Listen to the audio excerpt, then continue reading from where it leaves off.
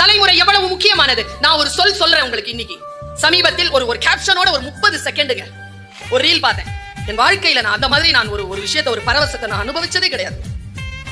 சுற்றுச்சூழல் நேசிக்கின்ற ஒரு மனிதன், ஒரு ஆறு ஓடிட்டு இருக்கு, அந்த ஆறுல கடந்து போறான். ஒரு சின்ன பாறை, அந்த பாறையில உட்காந்துட்டான். அவனை இன்னொருத்தன் கேமரா பிடிச்சிட்டு இருக்கான். இந்த நாடு இல்ல, வெளிநாடு. அவனுடைய பேக் பேக் எடுத்து அந்த பேக் பேக்ல இருந்து நிறைய ஏதோ ஒன்று எடுத்தான் பாருங்க. அவ்வளவும் இலை. அந்த இலையை அவன் பின்றாங்க. பின்னி ஒரு போர்வையா போத்திக்கிட்டு நடுவுல ஒரு கேமரா வச்சுட்டு அப்படி உட்கார்றான்.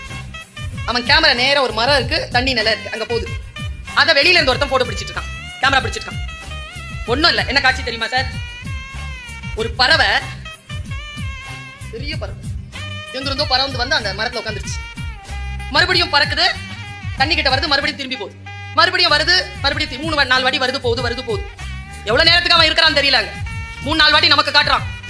வந்துட்டு அடுத்த கடைசியா வந்து என்ன பண்ணுச்சு, அந்த தண்ணியில அப்படி முங்கி வாயில இருந்து ஒண்ணு எடுத்துச்சு பாருங்க. இவ்வளவு பெரிய மீன் நேரா எடுத்து போய் கிளையில உட்காந்து வாயில இருந்து காலுக்கு கவிர்ச்சி. கால்ல அந்த மீன் துடிக்குது, அந்த வால் துடிக்குது.